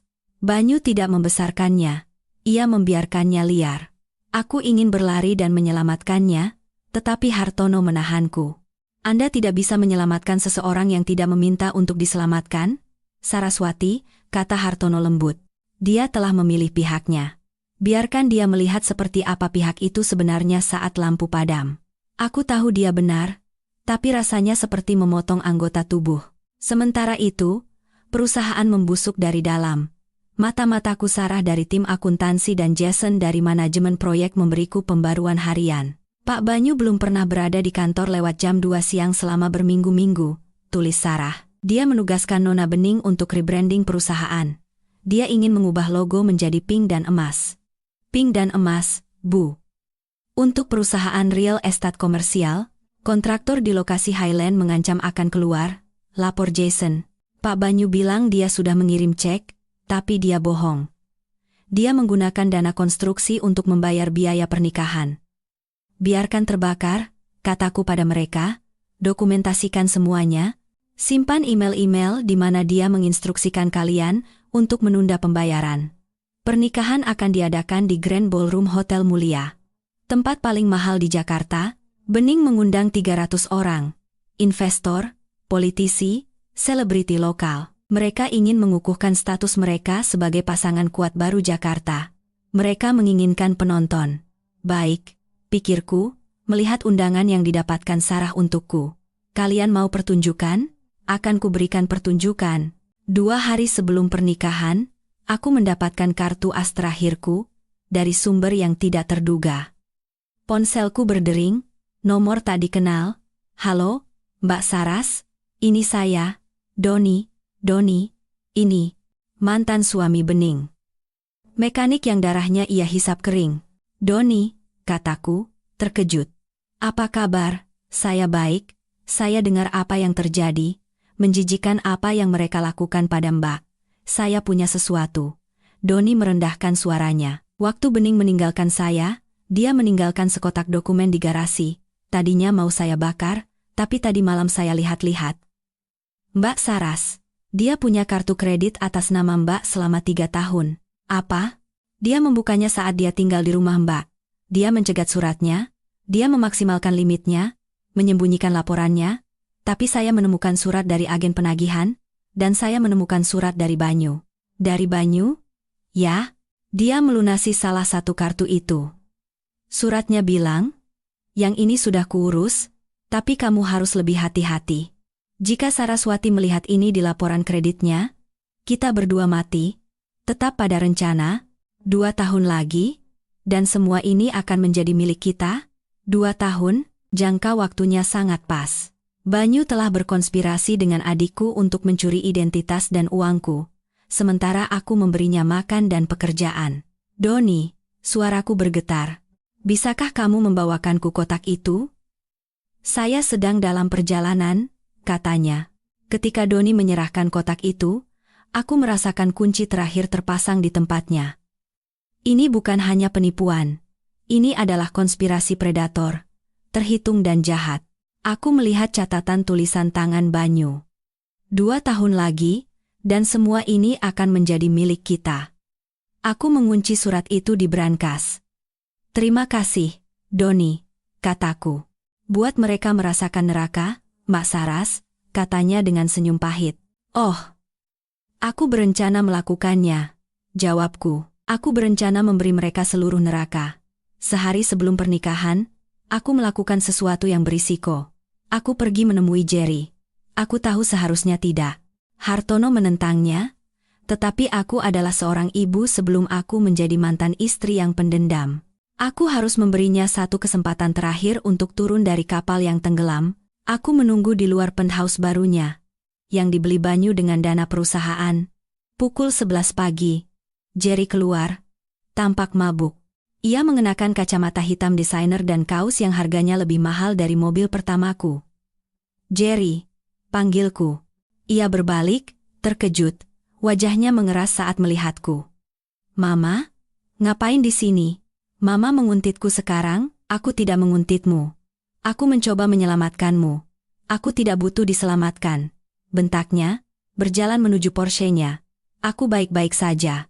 Papa baru saja menunjukku sebagai kepala portofolio wilayah selatan. Jerry, dengarkan aku, kataku, menghalangi jalannya. Ayahmu membohongimu. Perusahaan ini diambang kebangkrutan. Dia mencuri uang untuk mempertahankan gaya hidup ini. Dia menggunakanmu sebagai tameng. Ketika Ditjen Pajak datang dan mereka akan datang namamu yang ada di dokumen. Jerry tertawa. Suara yang kosong dan rapuh. Mama cuma cemburu. Karena papa menang. Dan mama bukan apa-apa. Mama tinggal di tempatkumu sekarang. Kan? Papa bilang begitu. Aku tinggal dalam kenyataan. Suaraku putus asa. Jerry, tolong. Jangan pergi ke pernikahan besok. Bilang saja kamu sakit. Tetap bersama teman-temanmu. Jangan berada di sisinya saat semua ini terjadi. Kapan? Apa yang akan terjadi? Tanyanya menantang. Mama akan merusak pernikahan? Mama akan membuat keributan? Ya ampun, menyedihkan sekali. Ma, papa bilang mama akan mencoba merusaknya. Ia menyebutku menyedihkan. Amarah memuncak dalam diriku, tapi aku menekannya. Jerry, lihat aku. Aku membesarkanmu. Aku mengenalmu. Kamu bukan seperti ini. Kamu baik dan cerdas. Kamu bukan pencuri. Aku bukan pencuri, teriaknya, wajahnya memerah. Aku pengusaha, seperti papa. Ayahmu itu penipu, teriakku, dan bening itu parasit. Dan jika kamu berdiri bersama mereka, kamu akan tenggelam bersama mereka. Jerry memelototiku. Lalu ia mengeluarkan ponselnya. Aku akan panggil satpam. Pergi. Ia masuk ke mobilnya, menyalakan mesin dengan agresif. Saat ia melaju keluar dari tempat parkir, ia menurunkan jendela dan berteriak, "Jangan datang besok, Ma. Tidak ada yang menginginkanmu di sana. Mama adalah masa lalu." Aku memperhatikannya pergi, hatiku hancur lagi, tapi kali ini, hancur dengan bersih. Aku telah mencoba. Aku telah mengulurkan tangan. Ia menepisnya. Ia sendirian sekarang. Aku kembali ke apartemenku. Hartono sedang menunggu, membuat persiapan terakhir. "Bagaimana?" tanyanya, seolah sudah tahu jawabannya dari wajahku. "Sudah selesai," kataku datar. Dia sudah dicuci otak sepenuhnya. Maka ia akan belajar dengan cara yang sulit, kata Hartono. "Siap untuk besok? Kita sudah punya kode akses proyektor. Polisi sudah diberi pengarahan. Inspektur Haryo akan siaga di lobi pada jam 8 malam. Ya." Hartono memberiku sebuah tas pakaian. "Kalau begitu, kau akan butuh ini." Aku membuka resleting tas itu. Di dalamnya ada setelan, bukan gaun mantan istri yang gila dan putus asa. Setelan tuxedo hitam yang ramping dan dibuat khusus. Yves Saint Laurent. Kuat, elegan, tegas. "Pakai baju zirahmu, Saraswati," kata Hartono. "Besok, kau bukan korban.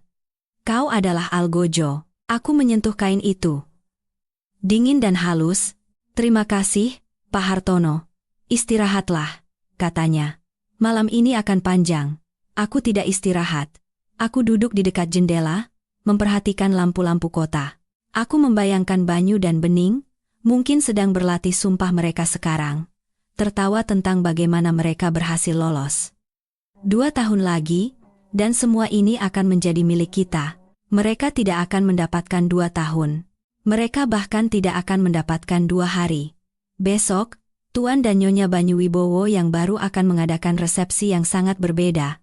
Pagi hari pernikahan datang dengan mendung kelabu. Hari yang sempurna untuk pemakaman di Jakarta. Aku menghabiskan pagi itu meninjau presentasiku. Kami telah mengatur waktunya dengan sempurna. Itu akan dimulai tepat setelah montase video kisah cinta mereka, yang Bening bayar 200 juta rupiah untuk membuatnya. Pukul 6 sore, para tamu mulai berdatangan di Hotel Mulia. Aku menonton siaran langsung dari kamera yang dipasang Hartono di ballroom. Ia memiliki saham di hotel itu. Mendapatkan akses adalah hal sepele. Itu sangat mewah. Ruangan itu dipenuhi kristal dan ribuan mawar merah muda. Ada patung es Banyu dan Bening yang saling berpelukan. Aku melihat ibuku, Ibu Ratna, menyapa para tamu. Ia mengenakan gaun berwarna sampanye yang terlalu muda untuknya, tersenyum cerah seolah baru saja memenangkan lotre. "Ya, bukankah mereka luar biasa?" Kudengar ia berkata kepada seorang sepupu yang bingung. "Mereka belahan jiwa." Saraswati, kasihan Saraswati, ia tidak bisa menangani kesuksesan Banyu. Ia sedang beristirahat sekarang. Aku melihat Banyu. Ia tampak gugup, tetapi penuh kemenangan. Ia berjabat tangan, menepuk punggung, memainkan peran sebagai raja yang murah hati dan bening. Ia masuk dengan gaun Vera Wang custom yang dihiasi berlian. Berlian yang dibayar oleh perusahaanku. Ia cantik, harus kuakui. Cantik dan busuk. Upacara dimulai. Aku mendengarkan mereka bertukar sumpah. Aku berjanji akan menjadi partnermu dalam segala hal, kata Banyu, menatap dalam-dalam ke mata Bening. Aku berjanji akan mendukung mimpimu dan menghabiskan sisa hidupku untuk membuatmu bahagia, bisik Bening. Aku duduk di suite hotelku di lantai atas. Minum kopi hitam. Bohong, bisikku. Setiap katanya bohong. Siap? Tanya Hartono, memeriksa jamnya. Sinyal sudah aktif. Kami akan mengambil alih siaran begitu Anda memberi perintah. Konfirmasi teknisi kami. Belum, kataku. Tunggu pidato. Tunggu sampai semua orang duduk dan menatap layar. Resepsi dimulai. Sampahnya mengalir. Banyu berdiri untuk memberikan pidato. Terima kasih kepada semua orang yang telah datang hari ini, katanya dengan lantang, memegang tangan Bening. Ini adalah perjalanan yang panjang. Perjalanan untuk menemukan kebahagiaan sejati. Terkadang, Anda harus membuat keputusan sulit untuk menemukan takdir sejati Anda. Kerumunan bertepuk tangan dengan sopan. Tetapi aku melihat beberapa tatapan tidak nyaman. Semua orang tahu skandal itu. Mereka hanya tidak peduli selama bar gratisnya berkualitas. Dan untuk istri baruku. Bening, lanjut Banyu. Kau adalah inspirasiku, batu karangku, segalanya bagiku. Ponselku bergetar. Sinyalnya. Sekarang, kataku. Di ballroom di bawah, lampu diredupkan untuk montase video.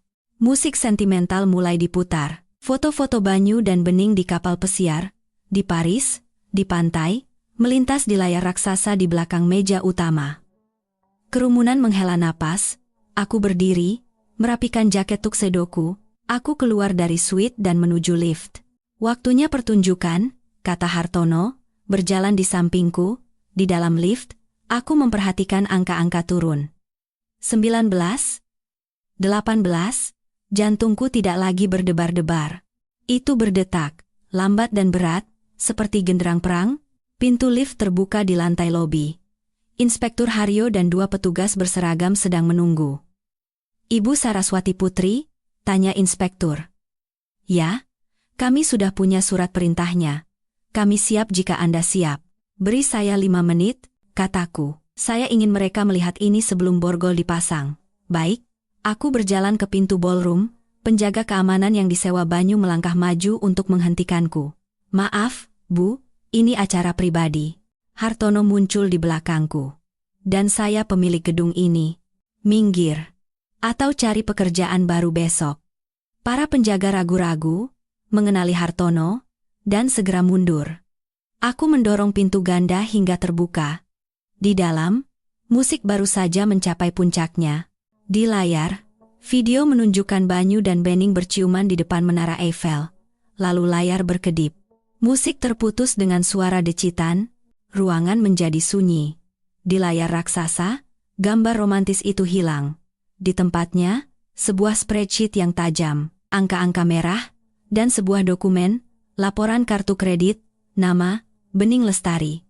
Alamat, JL, Pondok Indah Boulevard No.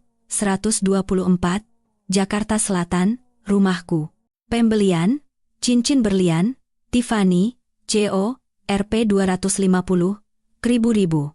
Dibayar oleh rekening perusahaan Naga Biru Propertindo. Bisikan menyebar di antara kerumunan.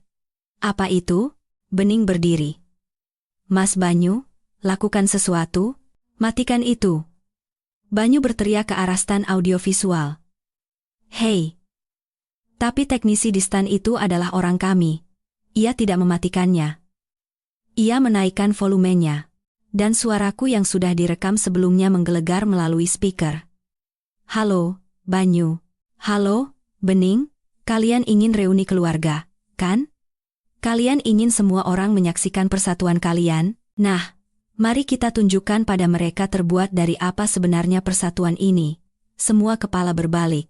Bukan ke layar, tapi ke belakang ruangan. Keheningan di ballroom yang megah itu mutlak.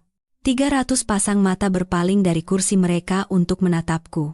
Aku berjalan menyusuri lorong tengah. Tumit sepatuku berketuk teratur di lantai marmer. Tuxedo hitamku membuatku tampak seperti bayangan di tengah lautan bunga merah muda. Banyu membeku di meja utama, wajahnya pucat pasi. Bening mencengkeram serbet di dadanya, mulutnya ternganga. Ibuku, Ibu Ratna, tampak seperti akan terserang stroke. Saras, bisik Banyu, dan mikrofon menangkap suaranya yang bergetar. Apa yang kau lakukan? Aku tidak berhenti sampai aku mencapai tengah lantai dansa. Tepat di depan meja utama, aku menatap mereka. Orang-orang yang pernah menjadi duniaku, sekarang hanya boneka yang tersusun rapi di atas panggung. Aku datang untuk memberikan pidato. Suaraku terdengar jelas bahkan tanpa mikrofon. Aku memegang sebuah remote. Aku menekannya. Layar di belakang mereka berubah lagi. Kali ini, itu adalah rangkaian email antara Banyu dan detektif swasta. Banyu, cari lebih keras, atau buat sesuatu. Aku tidak mampu memberinya separuh. Kerumunan terkesiap. Aku melihat para investor, orang-orang yang Banyu hormati dan butuhkan, mencondongkan tubuh, berbisik dengan sengit. Matikan, teriak Banyu, berlari ke arah stand DJ. Keamanan, keluarkan wanita itu dari sini. Duduk, Banyu Wibowo. Suara Hartono menggelegar dari pintu masuk. Kecuali kau ingin menambahkan penyerangan ke dalam daftar kejahatanmu. Banyu membeku. Ia melihat Hartono. Ia melihat polisi yang menunggu di bayang-bayang pintu keluar.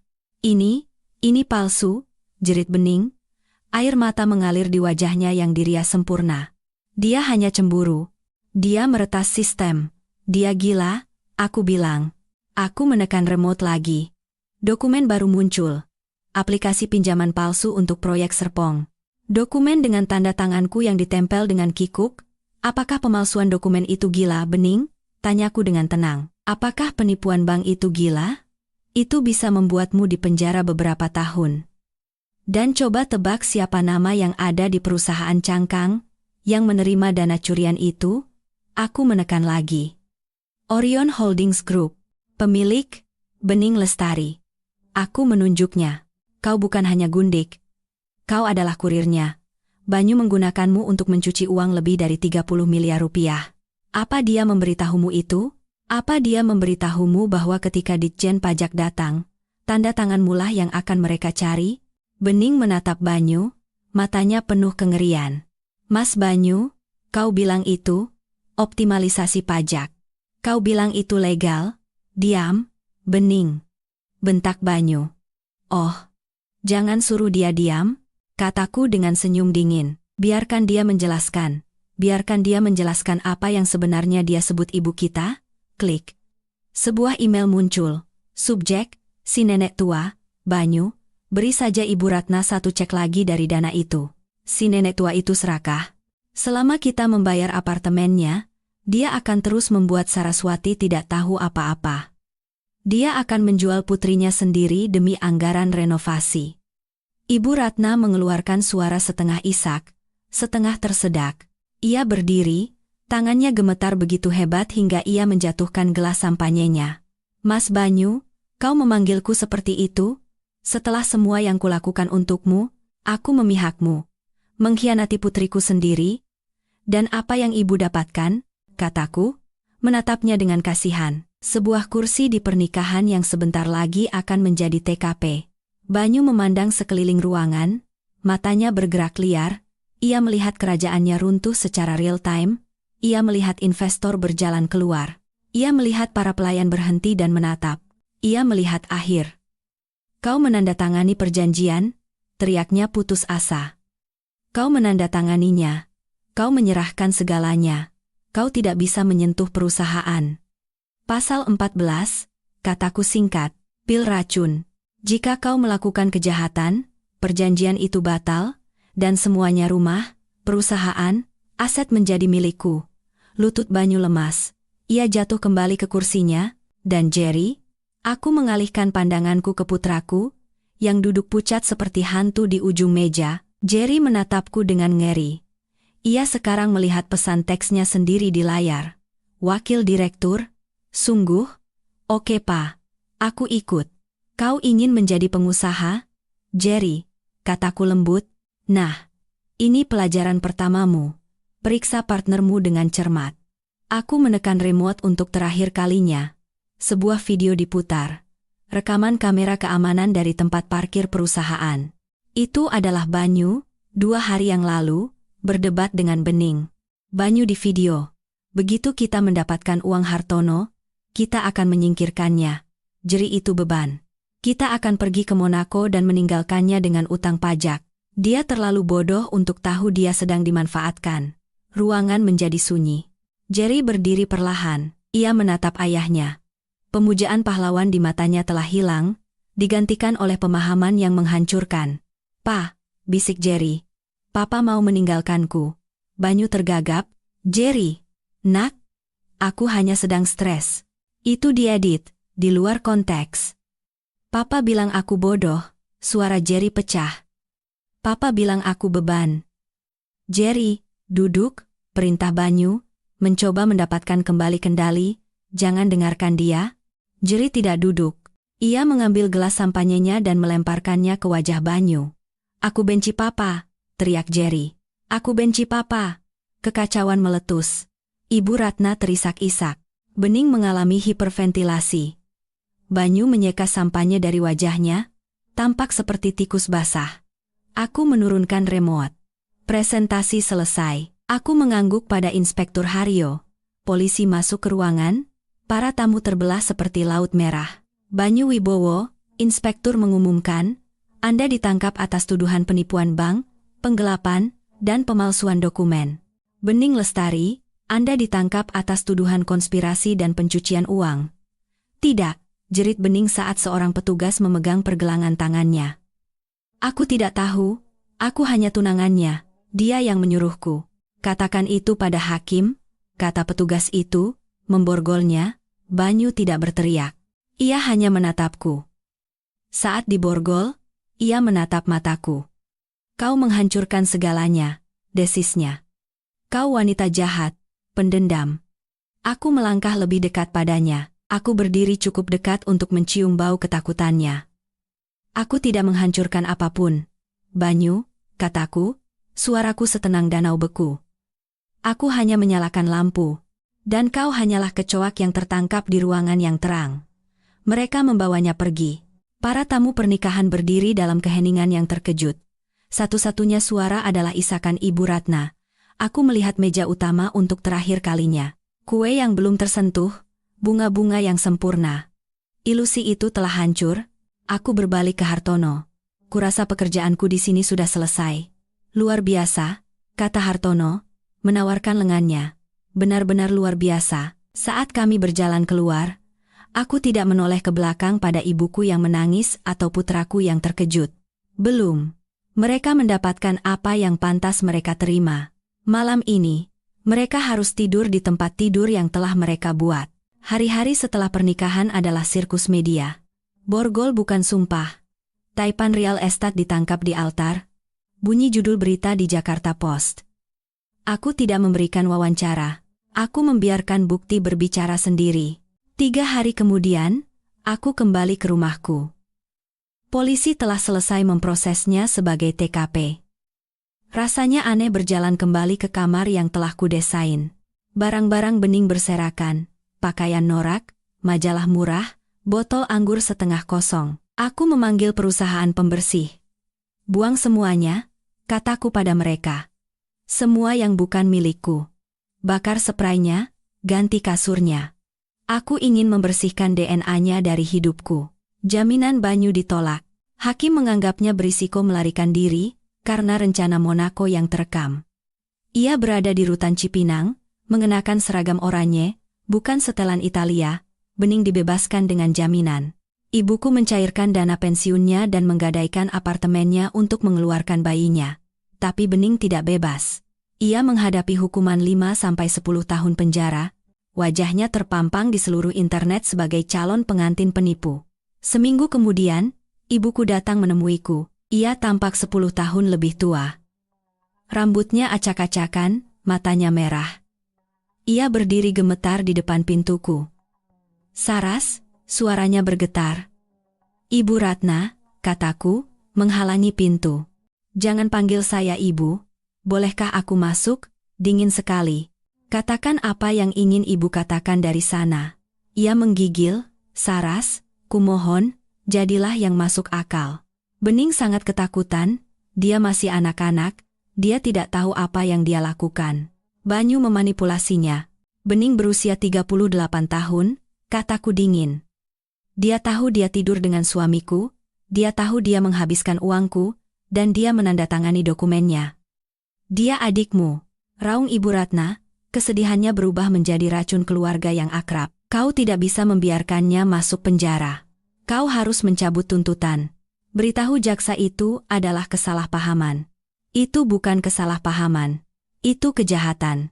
Jika kau melakukan ini, bentak Ibu Ratna, kau bukan putriku lagi. Kau menghancurkan keluarga ini. Aku tertawa. Suara yang ringan dan bebas. Ibu Ratna, ibu menghancurkan keluarga ini 20 tahun yang lalu ketika ibu memutuskan Bening adalah sang putri dan aku adalah pelayannya. Ibu tidak di sini untuk meminta maaf. Ibu di sini untuk meminta bantuan lagi. Ibu ingin aku menjadi kambing hitam terakhir, agar Bening bisa bebas. Dia rapuh. Dia penjahat. Dan ibu adalah kaki tangannya. Aku sudah melihat cek-cek yang Banyu tulis untuk ibu, biaya konsultasi ibu dibayar untuk membantunya memanipulasiku. Ibu Ratna menjadi pucat. Aku tidak akan menuntut ibu, Ibu Ratna, kataku. Bukan karena aku mencintaimu, tapi karena aku tidak mau menanggung malu melihat foto mugshot ibuku sendiri. Tapi bagi saya, ibu sudah mati. Jangan menelepon. Jangan datang ke sini. Jika ibu butuh uang, tanyakan pada Bening. Aku berhenti sejenak. Oh, tunggu. Dia bangkrut. Aku membanting pintu di depan wajahnya. Di kamera keamanan, aku melihatnya menggedor pintu, meneriakkan namaku, lalu bahunya merosot. Ia berjalan pergi. Itu menyakitkan, tentu saja. Tapi itu adalah rasa sakit mencabut duri, tajam, lalu lega, dan kemudian ada jeri. Ia tidak menelepon. Ia tidak datang. Aku tahu dari sumberku bahwa ia tinggal di sofa teman, karena pihak berwenang telah menyita penthouse dan Porsche-nya. Aku menunggu. Aku tahu ia harus datang kepadaku dengan caranya sendiri. 2 minggu kemudian, ia muncul di kantorku. Ia tampak mengerikan. Kurus, mengenakan jeans dan kaos usang. Tidak ada kacamata hitam, tidak ada kesombongan. "Ma?" tanyanya dari ambang pintu. Aku mengangkat kepala dari mejaku. "Hai, Jerry." Ia masuk dan duduk di kursi di seberangku. Ia menatap tangannya. "Maaf," bisiknya. "Aku bodoh. Dia membuatku merasa penting. Dia bilang itu lebih baik daripada kuliah. Dia bilang mama menahanku, dan kamu percaya padanya," kataku, lembut tapi tegas, "karena itu lebih mudah daripada bekerja." "Ya," ia mengakui, air mata jatuh di jeansnya. Aku melihat videonya. Dia menyebutku beban. Dia akan meninggalkanku. Aku tidak punya apa-apa, Ma. Ia menyeka matanya. Mobilnya hilang, uangnya habis. Aku butuh bantuan. Aku menatap putraku. Aku ingin memeluknya. Aku ingin menuliskan cek untuknya, memperbaiki segalanya. Tapi aku adalah seorang arsitek sekarang, dan kau tidak bisa membangun struktur yang kuat di atas fondasi yang retak. "Aku mencintaimu, Jerry," kataku. "Tapi aku tidak akan memberimu uang." Ia menatapku dengan ngeri. "Lalu di mana aku akan tinggal?" "Aku tidak tahu. Itu urusanmu." "Ma, tolong, ini tawarannya." Aku mendorong 2 lembar kertas melintasi meja. "Ini formulir pinjaman mahasiswa, dan ini aplikasi untuk bekerja di ruang surat Phoenix Property, gaji minimum. Mulai dari bawah, kelas malam." "Ruang surat?" tanyanya. "Tidak percaya. Ambil atau tinggalkan. Jika kamu ingin menjadi seorang pria, Jerry, kamu harus mendapatkannya. Banyu memberimu barang untuk membelimu. Aku tidak akan memberimu apa-apa agar kamu bisa membangun dirimu sendiri." Ia melihat kertas-kertas itu, lalu padaku, lalu pada tekad di mataku. Perlahan, ia mengulurkan tangan, dan mengambil pena. "Baiklah," suaranya bergetar. "Aku akan melakukannya." "Bagus," kataku. Lapor ke Sarah di HRD. Dia akan memberimu kartu identitas. Jangan terlambat. Ia berdiri. Ia menatapku. Ia benar-benar melihatku. Untuk pertama kalinya dalam bertahun-tahun. Mama benar-benar menakutkan, katanya, dengan nada sedikit kekaguman dalam suaranya. Aku tahu. Aku tersenyum. Sekarang, pergilah bekerja. Sidangnya singkat. Buktinya sangat kuat. Banyu Wibowo mengaku bersalah untuk menghindari hukuman 20 tahun. Ia dijatuhi hukuman 8 tahun di penjara federal.